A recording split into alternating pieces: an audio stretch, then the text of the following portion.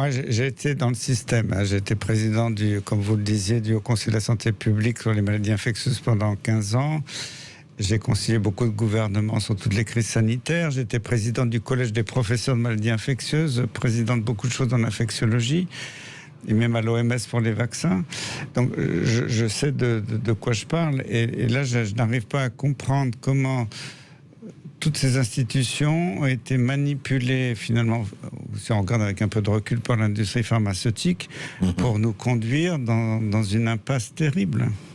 Et alors, cette impasse terrible, effectivement, juste un mot, vous avez dit hier, c'est quelque chose que vous maintenez, que vous dites, à la télévision, BFM, pour ne pas la nommer, vous auriez dit, je n'ai pas écouté directement, c'est pour ça que je vous demande, vous auriez dit que si la chloroquine pour tous avait été administrée, on aurait probablement évité 25 000 morts en France. Ça paraît évident quand on regarde tous les pays qui ont utilisé de façon massive le traitement de Raoult ou hydroxychloroquine, plus ou moins des hydromycines, le Maroc, le Portugal, la Grèce, même les États-Unis. L'Algérie, oui, enfin les États-Unis. L'Algérie, même les États-Unis qui ont un taux de mortalité très faible de 6% contre la France à près de 20%.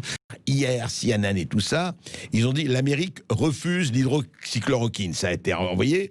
Or, pas du tout. C'est-à-dire, ils ont dit oui, l'autorisation, l'emergency use authorization, l'autorisation effectivement d'urgence est retirée. Faux. La FDA a seulement annulé l'autorisation d'utilisation d'urgence qui concerne les gens qui sont à l'hôpital. Et on a toujours dit que les gens qui sont à l'hôpital, c'est pas ça. Et il dit cela limite l'utilisation de HSQ dans les hôpitaux, mais les médecins peuvent prescrire des consultations externes alors que c'est rigoureusement interdit en France. C'est ça qui est étonnant, cette espèce de pas d'abîme, enfin Ce communiqué, l'agence du médicament aux États-Unis m'a fait mourir de rire. Ouais. En fait, je pensais qu'il allait le dire depuis plusieurs jours, parce que Anthony Fauci, qui est l'équivalent du directeur de l'INSERM aux États-Unis, depuis le début, il est à fond anti-chloroquine. Il est très lié à Gilead, à toute l'industrie pharmaceutique. Il ne voulait pas de la chloroquine. Quand Trump, pourtant je ne suis pas un partisan de Trump a priori, mais quand Trump a eu le mérite de dire il faut donner de la chloroquine pour tous les Américains, il a commandé des millions de doses. Grâce à ça, si vous regardez la mortalité qu'on appelle létalité, c'est-à-dire le taux de mort sur le nombre de cas, c'est pas la mortalité qu'on nous raconte à la télé tous les jours. Le nombre de morts sur le nombre de gens infectés. Voilà. Ça. Et là, la France est pas loin de 20%, les États-Unis sont à 6%, le Brésil est à 6%, le Portugal est à moins de 5%, le Maroc est à 3 et quelques pourcents, la Grèce aussi inférieure à 5%. Donc on voit qu'on nous a menti sur les taux de létalité, et Fauci aux États-Unis, avec cette histoire de dire la chloroquine, il faut l'arrêter, il est totalement lié à l'industrie pharmaceutique. Et moi, je pensais que Fauci allait le dire depuis longtemps. Il a un peu tardé, mais ça m'évoque exactement ce qu'Olivier Véran a décidé dans son arrêté en disant la chloroquine est interdite, c'est très dangereux, alors que ça marche super bien. Tous les pays qui ont utilisé l'hydroxychloroquine ont des taux de mortalité mais largement inférieurs aux autres. Il faut arrêter de raconter des sornettes. Et évidemment, je suis très choqué mais pas étonné par cette sortie de la FDA américaine. Moi, j'étais pendant 15 ans président de la commission maladies infectieuses du Haut Conseil de la santé publique, qui s'appelait pas comme ça il y a quelques années, mais c'est pareil. D'accord, Et j'ai conseillé beaucoup de gouvernements, de directeurs généraux de la santé, de cabinets de ministres. Et j'étais ahuri depuis le début de cette crise par la gestion de la France qui était lamentable. La France est championne du monde du désastre.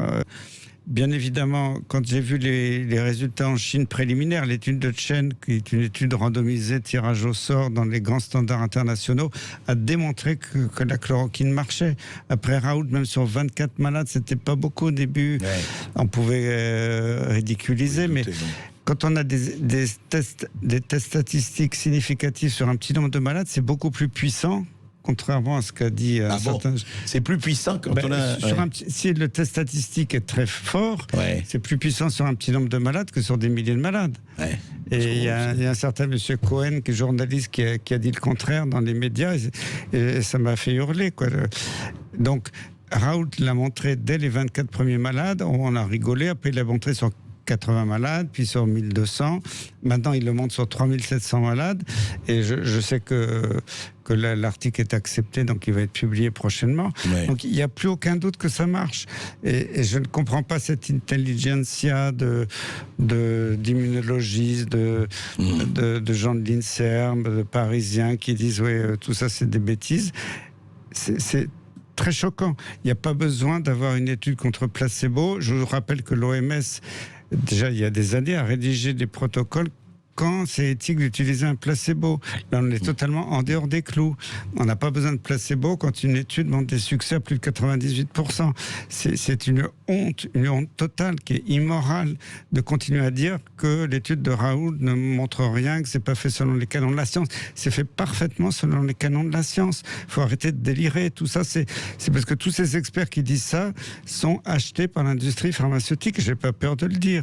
C'est une honte nationale. En plus, Jérôme Salomon, qui est le directeur général de la santé, c'était mon élève. Il était interne chez moi. Je l'ai nommé professeur. Moi, je l'aimais beaucoup parce que c'était un bon médecin qui était très méthodique, qui aimait les procédures et tout planifier. Quand Jérôme était directeur général de la santé, j'avais entièrement confiance en lui. Et j'ai découvert au fil du temps que finalement, il n'avait rien fait, que Agnès Buzyn lui a dit le 20 décembre qu'il y avait une crise sanitaire grave en vue. Mais il a attendu le 30 janvier, donc 40 jours plus tard, pour commander quelques masques. Sur les tests, il n'y a rien eu. Le professeur de Berlin avec Angela Merkel, le 15 janvier, ils ont envoyé un mail à tous les hôpitaux d'Allemagne, que ce soit des hôpitaux publics, privés, des centres de recherche, des centres vétérinaires, en disant allez-y, voilà la recette du test diagnostic dit PCR en jargon scientifique pour trouver le virus dans le nez. Allez-y. Commandez. Pour l'instant, on n'a pas encore la preuve que tout ça est parfait, mais allez-y, on évaluera en cours de route. C'est une doctrine de guerre qui a parfaitement marché en Allemagne. En France, au jour d'aujourd'hui, vous vous rendez compte, on est au mois de juin. L'Allemagne a réagi le 15 janvier. Il y a toujours des laboratoires en France qui n'ont pas l'autorisation, alors que leurs tests sont parfaits, de les utiliser parce que, soi-disant, l'Institut Pasteur ne les a pas homologués. Aujourd'hui encore. Aujourd'hui encore, mais on est dans un délire total avec cette administration surpuissante qui dirige tout. Moi, j'en peux plus. Honnêtement, c'est la première fois de ma vie que j'ai honte pour notre pays. Je le dis publiquement. Mais je comprends, mais dit par vous, c'est vrai que c'est assez terrifiant parce qu'on ne comprend pas à ce point ce déni. Encore une fois, je reviens à l'expression du déni. Bon, il y a effectivement, et vous avez raison d'en parler, il y a ces conflits d'intérêts d'ailleurs qui sont terrifiants parce que c'est la santé des gens, c'est quand même la vie et la mort. On ne parle pas de chaussettes, là, on ne parle pas de costumes, on parle de la vie et de la mort. C'est des gens qui sont totalement. C'est le gros défaut que je reproche au gouvernement avec ses conseillers, c'est que depuis le début de la crise, ils ont dit tout doit être prouvé avant de prendre une décision. Et c'est totalement débile. Si les généraux, les maréchaux, dans les guerres avaient attendu d'avoir toutes les preuves scientifiques avant de dire faut attaquer comme ci, comme ça, ils auraient tous perdu la guerre. Et c'est hallucinant de voir qu'il fallait attendre des résultats. On savait qu'on ne les aurait pas avant plusieurs mois. Parce que moi, quand vous savez, j'ai fait la pétition avec Philippe Douste-Blazy, que je salue, pour défendre la chloroquine. On a eu plus de 500 000 quand même signataires. Ça n'a pas fait scier le président. Mais le lendemain de notre pétition, Olivier Véran a fait un communiqué officiel pour dire de toute façon tout ça c'est pas prouvé, il faut demander l'avis des sociétés savantes, il faut que tout soit prouvé. Savantes. Et les sociétés savantes, elles sont complètement corrompues. La plupart des sociétés savantes, elles ont des centaines de milliers, voire des millions d'euros sur leur compte en banque. Qui viennent de l'industrie pharmaceutique. Donc là, j'étais totalement scandalisé par ce lien de beaucoup d'experts avec l'industrie pharmaceutique et cette corruption. On n'ose pas dire le mot, mais j'ose le dire aujourd'hui, c'est de la véritable corruption qui a plongé des dizaines de milliers de Français dans la mort. Il ne faut pas avoir peur des mots. Et il y a eu près de 30 000 Français qui sont décédés. Quand on regarde les résultats de l'hydroxychloroquine, de l'azithromycine dans beaucoup de pays qui l'ont fait systématiquement dès le premier jour dans les formes pas trop sévères, il y a eu très peu de morts. C'est-à-dire qu'on aurait pu éviter, à mon avis, environ 25 000 morts en France. Ah oui, c'est ce que vous affirmez. C'est pas de la C'est blague. énorme, mais c'est très grave. Mais bien sûr que c'est très grave. Ouais. C'est énorme. Et il faut foutre un coup de pied dans la fourmilière et foutre en l'air tout ce système de décision en matière médicale, avec tous ces journaux médicaux qui sont totalement corrompus, y compris les plus grands. Lancet, Journal of England Medicine, le England Journal of Medicine, le British Medical Journal, le JAMA. Christian Perron, ce côté, on peut le dire, enfin, l'emploi un peu mafieux, il faut bien le dire, il existe depuis très longtemps, cette collusion avec les laboratoires pharmaceutiques. Ça existe depuis plus de 20 ans. Et ce qui me fait plaisir aujourd'hui, je peux vous dire, sur mon téléphone, je reçois des messages d'anciens dirigeants du plus haut niveau de l'industrie pharmaceutique française qui me disent « Christian, bravo ». Ouais. Des gens de l'industrie pharmaceutique, parce qu'il y avait une certaine morale, une certaine éthique à l'époque. Je ne dis pas qu'il n'y avait pas un peu d'influence, de corruption. Non, mais c'est normal, il faut travailler avec les labos, on a besoin des labos. Depuis 20 ans environ, tout est parti aux États-Unis dans ce qu'ils appellent les grandes multinationales. Tout est contrôlé depuis Chicago, New York ou San Francisco, où les filiales françaises sont obligées de s'aligner. Et les sommes versées aux experts ont été décuplées. Donc la corruption a été multipliée par 10. Ouais, c'est ça. Et la médecine, c'est de soigner les gens, de dire que quand je soigne quelqu'un, est-ce que je le ferai comme si c'était pour moi, pour ma famille? Et tous les médecins généralistes aujourd'hui pensent la même chose. C'est une honte absolue que l'État, c'est une première au monde, ça s'est jamais vu, interdise à des médecins de prescrire.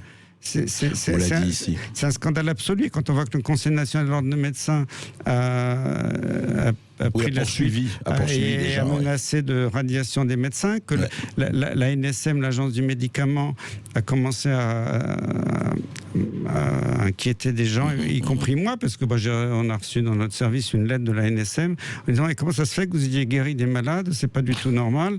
Vous n'avez pas guéri selon les règles. On est dans les médecins malgré lui, c'est Diafoirus. C'est Molière. C'est Molière. J'avais un collègue interne il y a longtemps dans la salle de garde du vieil hôpital Claude Bernard qui avait écrit sur les murs: il vaut mieux une bonne autopsie qu'un traitement sans preuve. Bon, c'était de l'humour noir.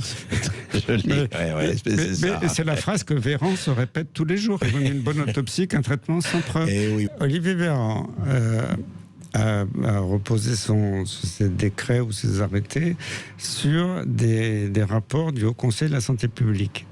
Moi, j'ai été président du Haut Conseil de la Santé publique sur les maladies transmissibles pendant 15 ans. Avant, ça ne s'appelait pas le Haut Conseil, ça a changé le nom de route. Mais enfin, il y a une charte très précise sur les conflits d'intérêts. Tout membre de la commission qui a un conflit d'intérêt avec l'ordre du jour doit quitter la salle, ne doit pas donner ses avis, ne doit pas participer au vote, et ça doit être déclaré dans l'avis final. Quand vous regardez les 2 avis du Haut Conseil de la Santé publique qui ont guidé le ministre, ce sont des avis fantoches. Je le dis parce que je connais le principe. Je sais qu'il n'y a eu aucun vote, aucune déclaration des conflits d'intérêts. Mais là, je dis, c'est extrêmement grave. Il faut que ce soit condamné en justice.